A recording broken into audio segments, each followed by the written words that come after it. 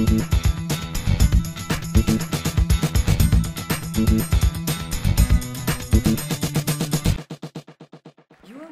Channel 41, the Keystone Television This Network. next guest, I promise you, will bring a smile to your face as he delivers a message that enhances the soul.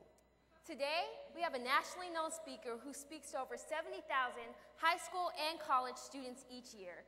Bill Cordis is a dedicated husband, father of four, and is a former teacher, coach, television talk show host, and noted author of 6 books for high school and college students. Please give a warm Good Morning Keystone welcome to Mr. Bill Cordis. Once again, Mr. Bill. Thank you, thank you. Ladies and gentlemen, give it up for Passion and Raymond. You're gonna give yourselves 2 1/2 clap. The half clap looks like this. It goes clap, clap, hoo. Can I hear you say hoo? That's not bad. Some of you are like, hoo. Folks, I need something solid from your gut. Can I hear you say hoo? That's what I'm talking about. So you're gonna go clap, clap, hoo. Then you're gonna follow the hoo with what I call power giddy up. Giddy up looks like this, giddy up. So the whole thing goes clap, clap, hoo, giddy up. Here we go, hands up, 2 1/2 for the giddy up. Wait. Some of you are sitting there going, are we really gonna do this? Yes, we are, but not yet. Put your hands down, not yet. We're gonna do it, but not yet. Before we do it, I have to share with you rule number 1 of education. Rule number 1 of being at this conference says this, folks: you can't have fun if you're not involved. Folks, I'm amazed at the number of high schools I've walked in and I've seen students, and they're sitting in their classroom, and they got this kind of attitude, and they're like this, like, teach me, man. As if to dare the world to teach you something. I asked this group of students from Jersey, I said, why do you sit like this? They said, oh, you don't understand. That's class. So boring.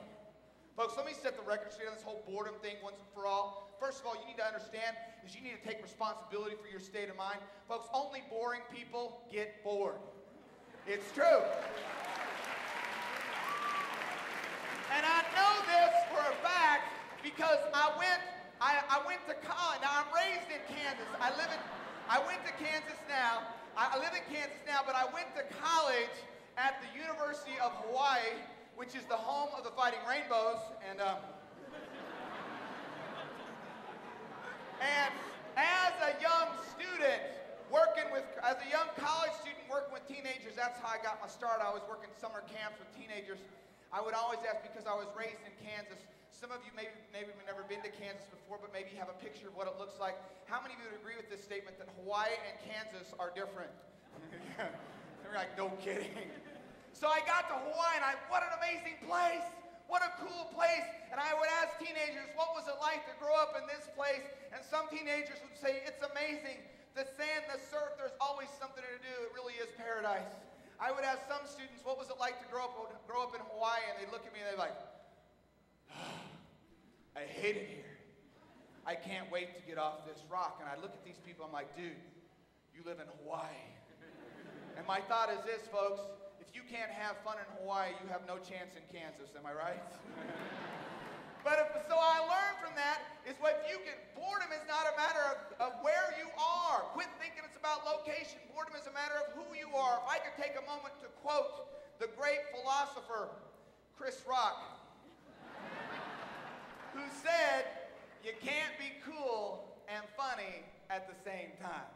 And I know a lot of you are thinking that right now. You're saying, wait, Chris Rock is cool and he is funny. That's not what he meant by that. What he meant by that is this. He knows that as a comedian, it is his job to make people laugh. And he knows that he can't make people laugh unless he's extraordinary in his involvement. Same is true for you as a Keystoner. It's not your job to make people laugh, although I want you to have fun. It's your job to get involved. It's your job to lead. It's your job to listen. And you can't have fun unless you get involved, so I need you involved. 2 1/2 with a giddy up. Clap, clap, oh, giddy up. Here we go, hands up, ready, 1, 2, 3. Giddy up. Good. I wish you could see this from my side, because some of y'all, giddy up. It's what I like to see. I like to see people get involved. You got to get involved, because the world, folks, life goes by too fast. What I'm talking about is this word right here. The word is responsibility. What's the word? How many of you have parents that give you the responsibility lecture? Do you know what I'm talking about? That's my mom. My mom would look at me, put her hands on her hips, she'd be like this. And my first thought is this: please, please, please do not use my middle name. Because you know if your mom uses your middle name, you're in big what? Trouble. My mom would give me the responsibility lecture. How many of you have parents that sometimes say stupid or dumb things, right? My parents used to say stuff to me that did not make sense. My mom would get upset with me, put her hands on her, Billy Dean. That's what she called me, Billy Dean. Because that's my name, Billy Dean. Folks, Billy Dean. People say, oh yeah, Billy, your name is Billy. So your first name must be William. No, folks, my first name is Billy on my birth certificate. My mama named me Billy Dean. I was destined to be a Baptist preacher, a country singer, or the maker of great sausage. And my mom, she'd look at me and say stuff that didn't make sense. Mom, Billy Dean, you want me to smack your face? I'm like, gee, Mom, I don't know. Do I want you to? Yeah, that's a good idea. My dad's a big guy, 6'3", 240. That's where I get my large physical stature from. I know I'm huge. Thank you for laughing. My dad would get my brother and I, put us in the backseat of the car. We'd go on these long drives. My dad would have enough. He'd do the same. I am the youngest of 6.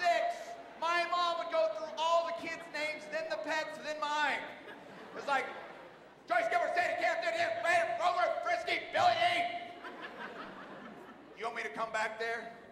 I'm like, well, you come on back, Mom, because I don't think you know who you're looking for. And my dad's favorite saying is go, hey, don't you get smart with me. Now, I never did this, but I always want to look at my dad and be like, because it's dumb. And now I'm a dad. Toughest job I've ever had was being a dad. Greatest job I've ever loved is being a dad. I have 4 kids. I have a 20-year-old daughter. She is a sophomore at the University of Kansas. We're very proud. I have 3 sons. All of my sons are boys. And, wow. And somebody like, whoa, that is interesting how you do that. Here we go. And folks, I have caught myself saying the same dumb things to my kids that my parents said to me. And you know what? And I never thought it would happen. My daughter, when she's about 5 years old, I will come walk around the corner. I see her and her best friend sitting up on top of the bookcase. I walk around the corner. I see her. I freak out. All of a sudden, parent stuff starts coming out of my mouth. I'm like, Jocelyn, you fall off that bookcase, break both your legs. Don't you come running to me. She goes, laughing. And then she gets older, and she gets that teenager, that young teenager, that 12, 13-year-old teenage girl attitude. You know what some of you have forgotten, haven't you? Allow me to refresh your memory as I have many years of experience with this attitude. It kind of looks like this. Whatever. I look at my daughter, I say, come here, come here, come here. I am about this close to losing my cool with you. And my daughter looks back at me and says, you weren't that cool to start with. So what I'm saying is this, parents say dumb things. But what I'm saying is they say dumb things to us because they want us to take responsibility. Your advisors want you to take responsibility. Responsibility is an interesting word. Take out the second S, replace it with a D. The first half of the word becomes respond. Becomes what? Respond. Take out the first I, replace it with an A. The second half of the word becomes what? Ability. Responsibility is really your ability to respond. Say it with me, is your what? Ability to respond.